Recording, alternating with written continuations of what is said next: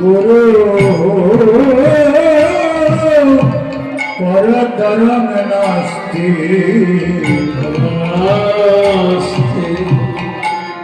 তস্मै শ্রী গুরুদেব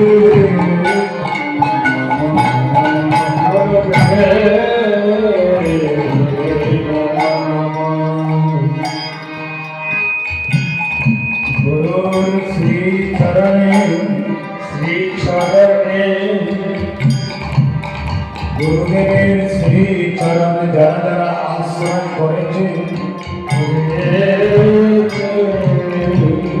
গুরুর কাছে কেন আশ্রয় নিতে হয়? জয়দেব জয়দেব এত জ্ঞান রকম অবশ্য শুনতে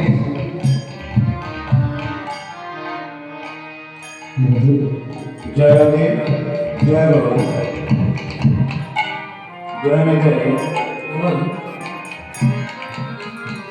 গুরুদেবের কাছে আমরা আশ্রয় এই জন্য করি, যারা যারা দীক্ষা নিয়েছে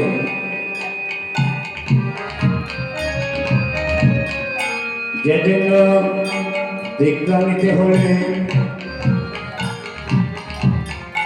সদ্গুরুর আশ্রয় থেকে দীক্ষা নেওয়াটা একান্ত উচিত। কারণ দেখুন, আমরা দীক্ষা এই জন্যই নেই, দীক্ষা আমরা এই জন্য নেই কারণ আমরা অজ্ঞান, আমাদের জ্ঞান নেই। কোন জ্ঞান? কৃষ্ণ ভক্তির জ্ঞান নেই।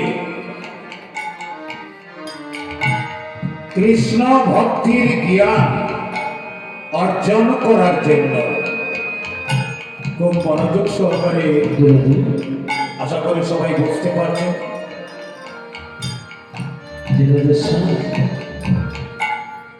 কৃষ্ণ ভক্তির জ্ঞান অর্জন করতে হলে কৃষ্ণ ভক্তির জ্ঞান যে গুরুদেবের আছে তার আশ্রয়ে যেতে হয়।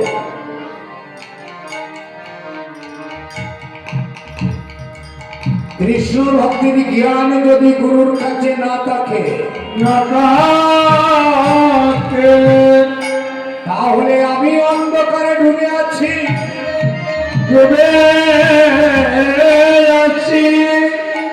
এই অজ্ঞান অন্ধকারে আমি যে ডুবে আছি, এই অজ্ঞান অন্ধকার থেকে আমাকে নেওয়ার জন্য আলোর প্রয়োজন, আলো বাতির দরকার। যেজন্য আমি দেখেছি অনেকে দীক্ষা নিতে হয়, যথাযথ দীক্ষা নিয়ে নিলেন, জ্ঞান বলতে কিছুই নেই আর জ্ঞান অর্জন করছেন না। আচ্ছা বলেন তো, এই পৃথিবীর মধ্যে সর্বশ্রেষ্ঠ বিদ্যা কি? এগুলো বড় প্রশ্ন। সর্বশ্রেষ্ঠ বিদ্যা হলো কৃষ্ণ ভক্তির যে বিদ্যা। এই বিদ্যা যদি না থাকে, কৃষ্ণ ভক্তির বিদ্যা যদি না থাকে, আর কোনো বিদ্যায় কাজে লাগবে না। আজকাল তো বিদ্যায় বলতে যে কম নয়, কিন্তু যদি কৃষ্ণ ভক্তির জ্ঞান বিদ্যা যদি না থাকে তাহলে আমরা অজ্ঞান অন্ধকারে ডুবে যাব, আর অন্ধকারে ডুবে গেলে আর বেরোতে পারবেন না। তাই বলেছে, হে গুরুদেব গুরুদেব কৃপা করে আমাকে এই অন্ধকার থেকে আলোতে নিয়ে চলো, এই কথা না বলে যদি গুরুর কাছে এই প্রার্থনা করে আমাকে কিছু দোয়া দাও, আশীর্বাদ করো, আমি যাতে ভালো রোজগার করতে পারি, এগুলো যার কাছে না চাইলে পাওয়া যায় তার কাছে চাইবেন কেন? গুরু বড় দয়া, যে জন্য গুরুর কাছে এইটুকু চান যেন আমার কৃষ্ণ ভক্তি হয়, যেন ভক্তির পথ আমার পরিষ্কার থাকে, প্রশস্ত থাকে। আমাকে এই জ্ঞান দাও, যে জন্য বলেছে এই হল লোচন আনন্দ ধাম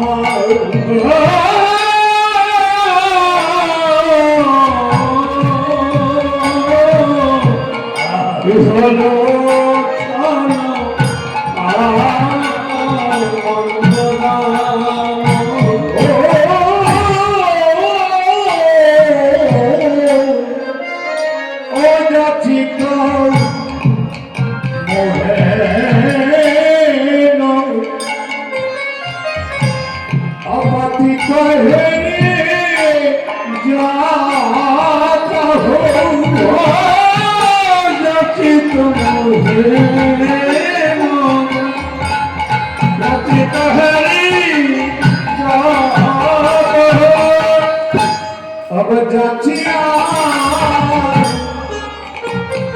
जाचिया के वाला हरि नाम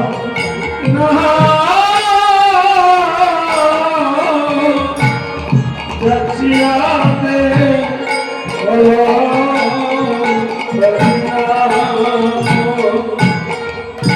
যখন গুরুদেবের কাছে প্রার্থনা করেন,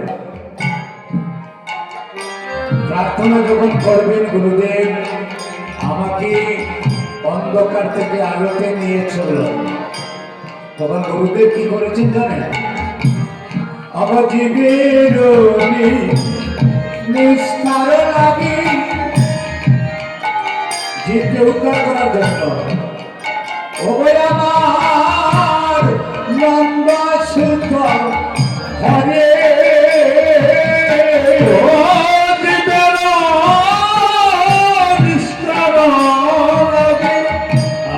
আনন্দ সুখ হরি ভুবনে প্রকাশ হলে গুরুর ধরে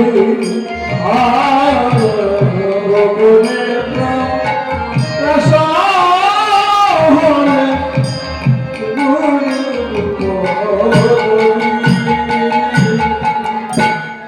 এইটুকু গুরুকে গুরুকে আগে চিনেন, গুরুকে মনুষ্য জ্ঞান করে যে গুরুকে মনুষ্য জ্ঞান করে যে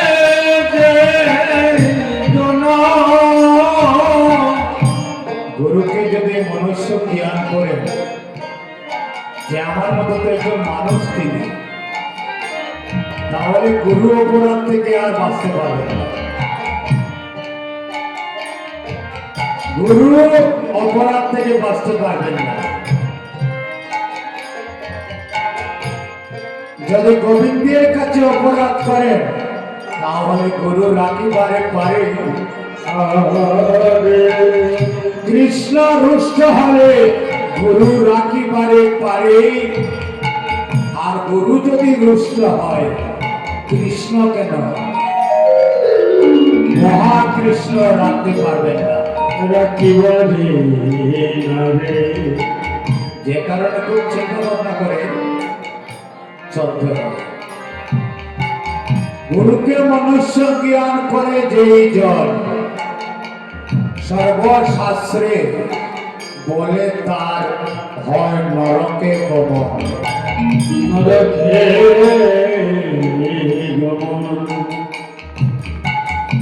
বুঝতে তো কারো অসুবিধা নিশ্চয়ই হচ্ছে না, আপনারা বুঝতে পারছেন তো? যে জন্য দেখুন জীবের নিস্তারের জন্য, আমাদের জন্য আমরা এখনো ডুবে আছি, এখনো প্রকৃত ভাগবতীয় সিদ্ধান্ত ঠাকুর সেবা কিভাবে করতে হয় এখনো আশা করি অনেকে এই বিষয়ে অজ্ঞান। যে যেটা বললো সেইভাবে করছে, কিন্তু আপনারা কিছুটা শাস্ত্রের সঙ্গে যুক্ত হন, জানার মতো জায়গায় যান, গুরুর আশ্রয়ে চলে যান, গুরুর কাছে জিজ্ঞাসা করেন, আমাদেরকে সঠিক সিদ্ধান্ত, ভাগ্যকেও সিদ্ধান্ত দেন। তাই কৃপা করে গুরুদেব ওই নাম যাচিয়া যাচিয়া যাচিয়া দিলে, যাচিয়া যাচিয়া যাচিয়া দিল অবতারক ব্রহ্ম ওই হরির নাম। যাচিয়া যাচিয়া যাচিয়া দিল অবজীবের দ্বারে দ্বারে দ্বারে গিয়ে ওই নাম। যাচিয়া যাচিয়া যাচিয়া দিল অবযাচিয়া হলো হরির নাম।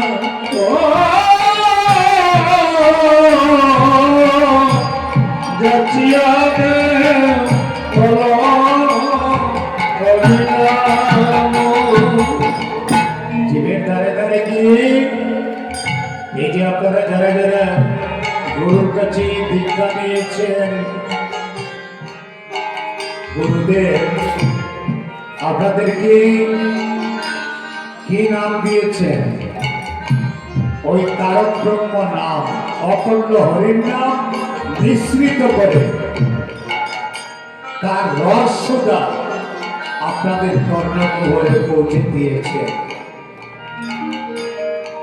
শুধু বীজ রোপণ করলে জল দেওয়াটা আপনাদের ব্যাপার, জল না দিলে বীজ নষ্ট হয়ে যাবে।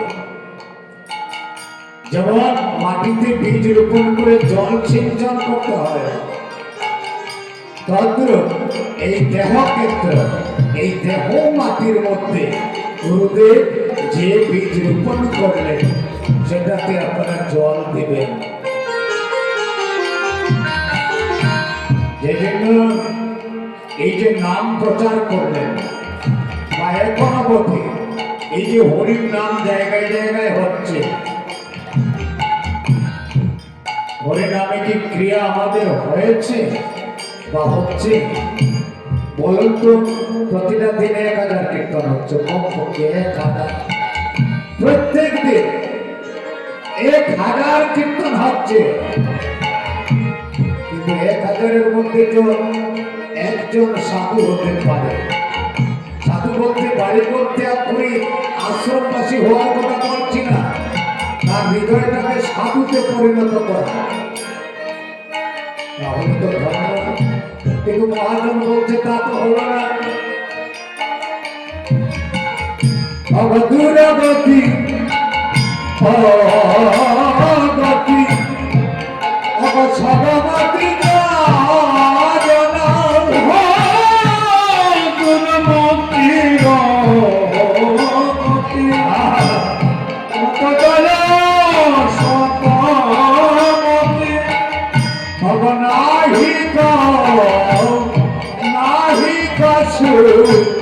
সুকৃতি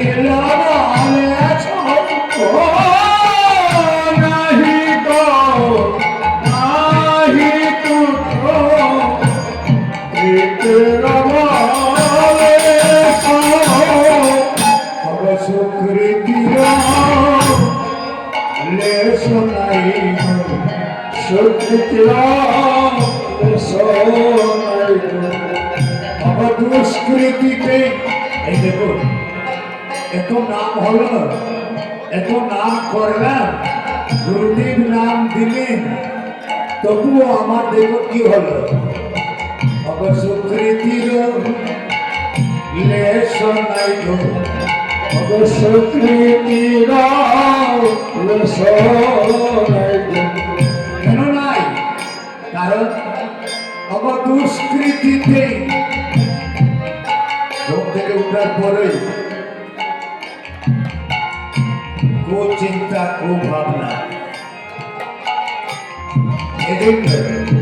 আমার দুষ্কৃতিতে এই দেহ গোড়া শত্রু নেশা নাই গো দুষ্কৃতিতে দেহ গোড়া নেশা নাই গো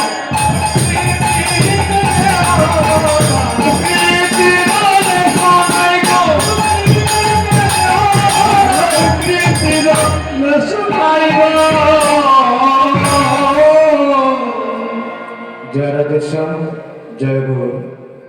সাউন্ডটা যেমন ভালোই হয়েছিল কিন্তু একটু ঝাপসা হয়ে গেছে। ঝাপসা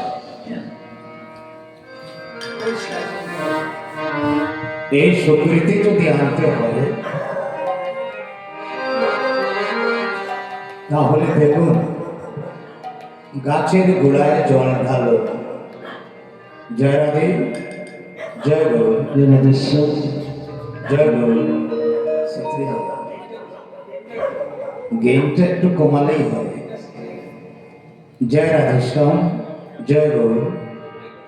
জয় রাধে রাধেশ্বর জয় রাধে যে যেটা সময় থাকতে ভজন করুন, গৃহকর্ম করুন। বাবা মায়েদেরকে বলছে সারাটা দিন তো কাজের বেলায় চলে যায় বাবা, একটু সময় করে নেবেন সন্ধ্যার সময় সাথে পাঁচে মিলিয়ে। এই কথাটা বলছেন দেখো, সাথে পাঁচে মিলে নিজের ঘরে যে 2-4-5 জন আছেন তাদেরকে ডাক দিয়ে সন্ধ্যার সময় ঠাকুরের সামনে বসবে। সাথে পাঁচে মিলিয়ে নিজ দ্বারেতে বসিয়া ঠাকুরের সামনে বসে আর কীর্তন করহ সবই করতালি দিয়ে। প্রেম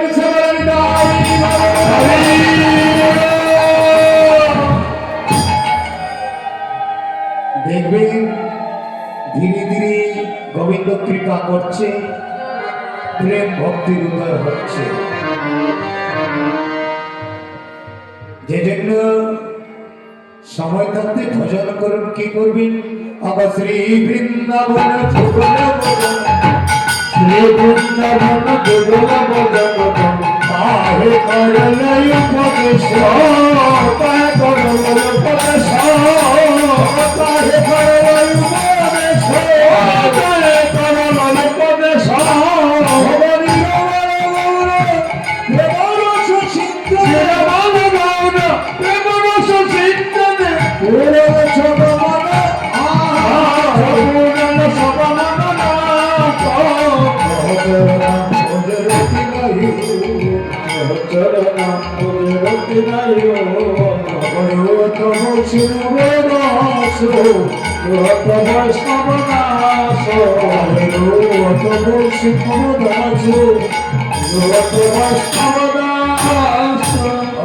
বৈষ্ণব দাসী কেবি বলে বৈষ্ণব দাসে কেবে বলে বৈষ্ণব দাসে কেবে বলে বৈষ্ণব দাসে কেবে বলে পার কর পার কর বলে বৈষ্ণব দাসে কেবে বলে পার কর পার কর বলে কাছে কেবে বলে